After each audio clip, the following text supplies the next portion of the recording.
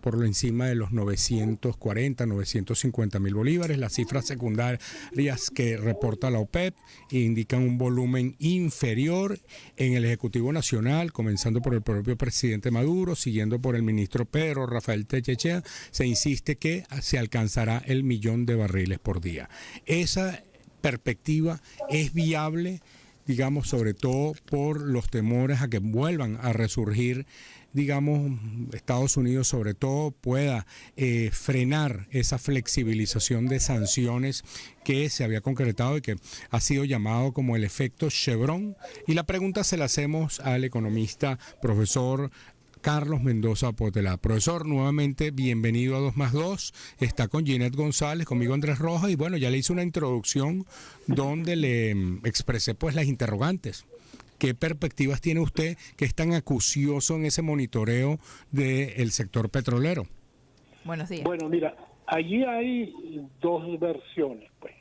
La versión oficial, que cuenta además la suma de los condensados que se importan para producir el producto final, y la versión de la OPEP que contabiliza la producción sin los condensados y sin otros agregados, pues. Entonces, por eso las cifras son distintas, pues, que incluso de hasta 100.000 barriles diarios la diferencia. Yo no he visto el informe OPEP reciente, o sea, no salió hoy, ¿no? Creo que sale mañana, pero por lo menos estamos refiriéndonos al del mes pasado. Ah, ok. Ahorita lo verifico. Ya este mes hubo una caída. Sí. Entonces eso se verá mañana en todo caso. Pero yo no creo que siga ahorita las circunstancias, por un conjunto de circunstancias, incluidas las circunstancias políticas, el proceso de producción está bastante complicado y no creo que se va a llegar a la meta de 1.250.000 barriles diarios de promedio. Ya el promedio de este año, a duras penas... No, salió hoy, profesor. Ya lo vamos a descargar y vamos a ver qué nos dice, pero sí, estoy viendo que ya salió hoy. Tenía que haber salido hoy, sí. Yo no lo he visto, pero... Bueno, mientras lo van descargando, Andrés, profesor, queríamos saber también su opinión en torno a los recientes acuerdos dados a conocer por el Ejecutivo Nacional en algunos actos donde se han realizado firmas en Miraflores, por ejemplo, el último con una empresa nigeriana. Bueno, todas esas son posibilidades que se tienen que buscar en condiciones de bloqueo, pues que el bloqueo se mantiene, pero son convenios que van a comenzar a actuar con operaciones que no son inmediatas, que no van a aumentar la producción ya. Entonces son esos convenios que si se materializan positivamente incorporarán 50.000, 60.000, 70.000 barriles diarios en un año y medio, 2 años. Entonces no se puede estar contando los pollos antes de nacer. Si se hace un convenio sobre un área específica, un área específica que ya está en producción, es factible que aumente la producción en el corto plazo. Pero si se está haciendo un convenio sobre un área que estaba abandonada, hay que empezar a pensar, bueno, dónde están los pozos, dónde están los taladros, cuándo se van a comenzar a instalar, etcétera. Es decir, Venezuela tiene posibilidades para desarrollar mucha cantidad de petróleo, pero depende cuándo comiencen. O sea, no basta con firmar acuerdos, sino que hay que ver qué tan rápido puede esos acuerdos incorporar nueva producción y cuáles son los recursos que van a ser comprometidos. Es decir, no pueden contarse como posibilidades de desarrollo, de expansión de la producción este año, cosas que se están firmando este año y que, bueno, a comenzar a ser operativos cuando a marchas aceleradas a finales del año pasado, dentro de 2, 3 años. Entonces, esa actividad debe continuar y es la actividad de buscar nuevos socios, de buscar nuevas localizaciones, todo eso, pero no mezclarlo con la posibilidad de alcanzar en este año 1.200.000 ni siquiera 1.000.000 de promedio. porque ya con lo que ha pasado durante el año, no se va a llegar a 1 millón de promedio, por más que se llegue a 1 millón puntualmente en los próximos meses. Recordemos que estamos entrevistando a Carlos Mendoza Potela, economista. Aquí ya tengo descargado el informe, profesor, y fíjese que la fuente primaria, es decir, lo que reporta el gobierno venezolano a través del Ministerio del Petróleo, indica un incremento muy, muy bajo de apenas 5.000 barriles diarios para estar en 928.000 barriles. Y las fuentes secundarias también reportan un incremento muy bajo de apenas 7.000 barriles para alcanzar 852.000 barriles.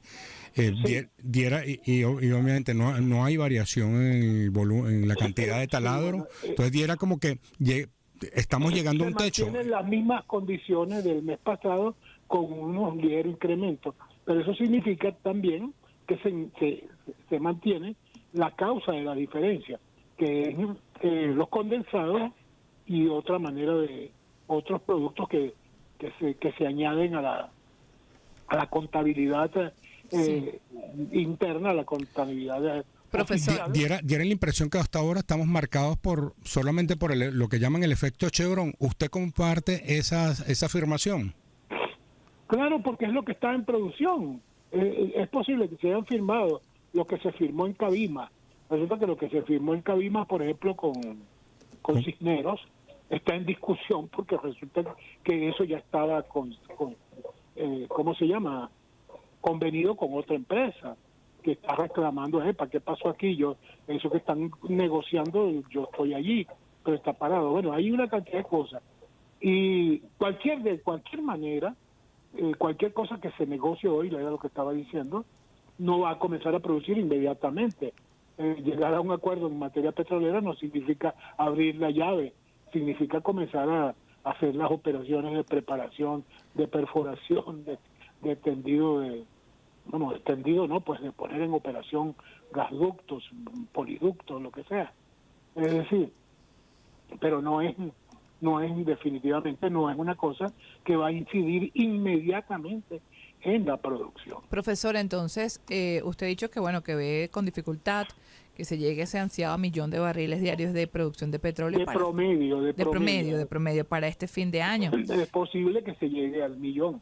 Ajá, en todo caso, que al millón en la versión de cifras oficiales, pero en la versión de las cifras secundarias de la OPEP no hay perspectiva.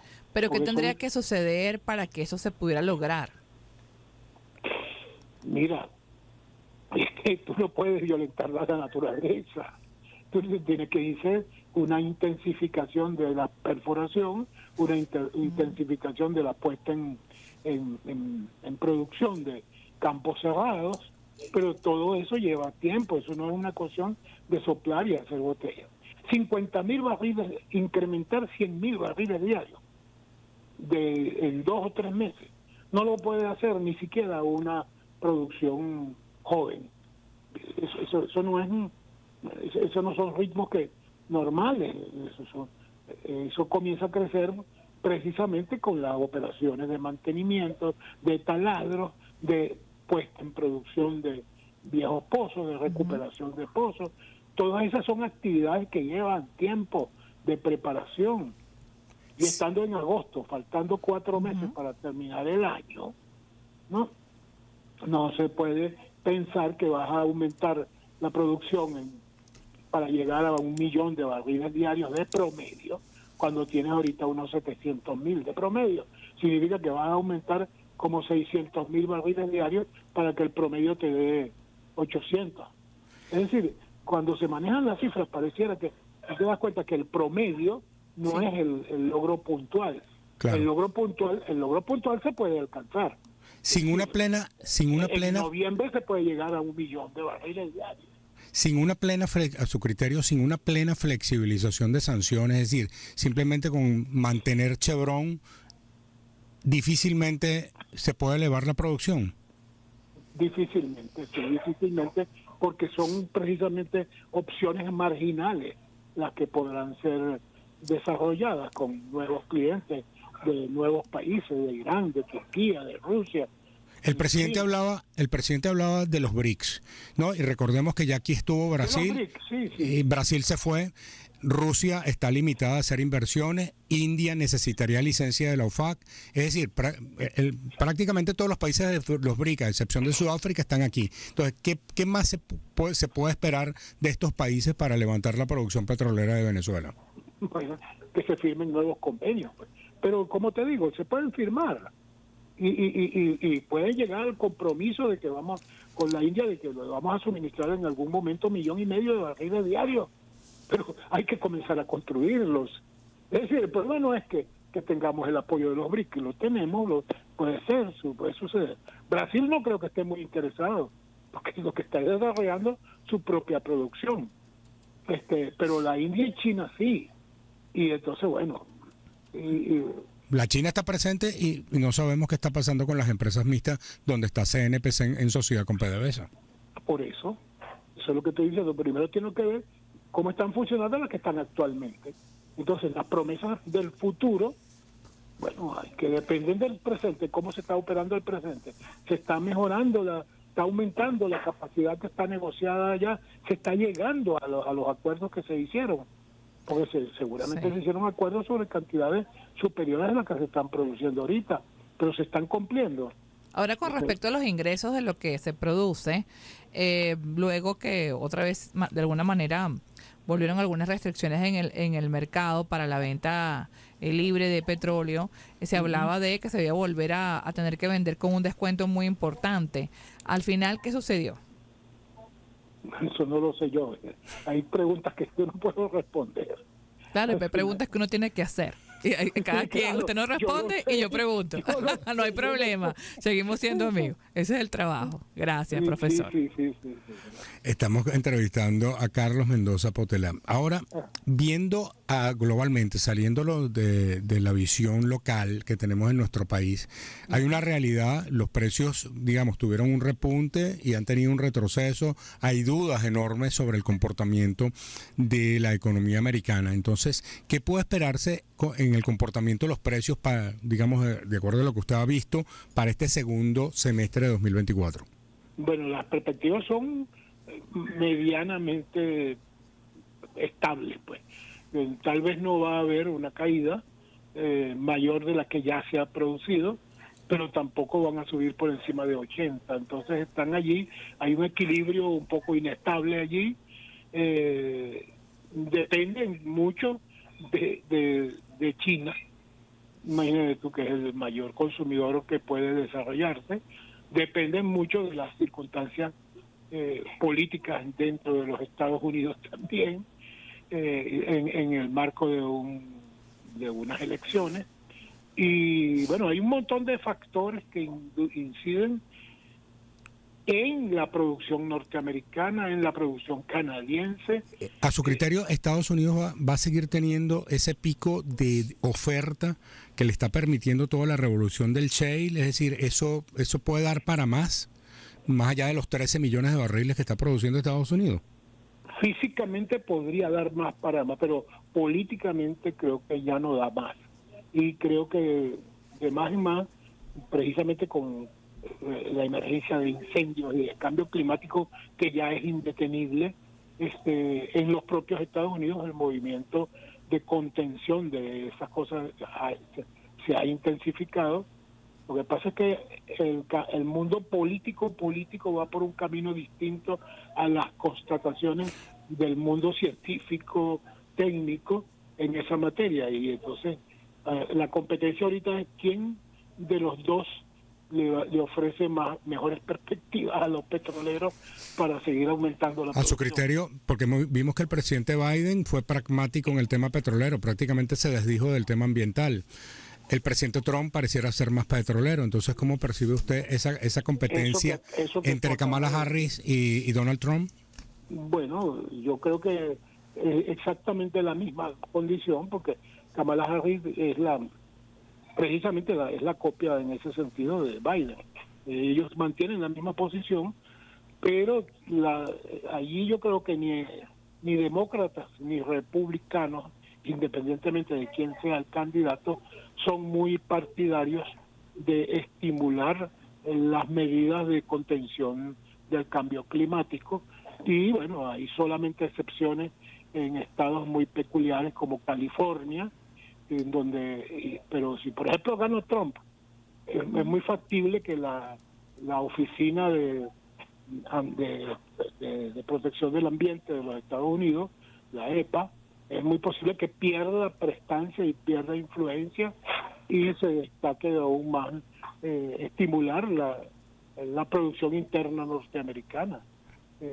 Con los demócratas eso tal vez sea un poco menos descarado, pero no es tampoco ahorita en estas condiciones, en las condiciones actuales, no hay, a pesar de que, mira, en Estados Unidos es donde hay un movimiento ambientalista fortísimo. En este año, por ejemplo, en California, los incendios fueron los más devastadores y los más cálidos de toda la historia, y eso no ha salido mucho en las noticias. Sin embargo, bueno, yo lo he leído, pero no está en la primera plana de los periódicos. Está lo que está sucediendo ahorita en Grecia y en otras partes. Y sobre todo está circunscrito como una noticia muy local y no tiene alcance global. No tienen alcance global. Y entonces, ¿qué es lo que pasa? Que ahorita la prioridad la tienen la seguridad energética, el problema geopolítico, el enfrentamiento con China, bueno, las perspectivas de una especie de tercera guerra mundial medio encubierta allí. Hay una tercera guerra mundial encubierta, pero están las prioridades energéticas, las prioridades ambientales están ahorita bajas, a pesar de que se están manifestando mucho más severamente. Los últimos 13 días de este año, de este agosto, han sido los 13 días más calurosos de este año. Bueno, de varios profesor, tenemos que despedir porque tenemos que entregar el corte, pero siempre muy enriquecedor conversar con usted. Gracias. Bueno, era Carlos Mendoza Potelá, economista, investigador, hablándonos justamente sobre este reciente informe de la OPEP, informe mensual en el cual hay un ligero incremento en la producción por parte de Venezuela, pero prácticamente un estancamiento en la producción. Vamos al corte.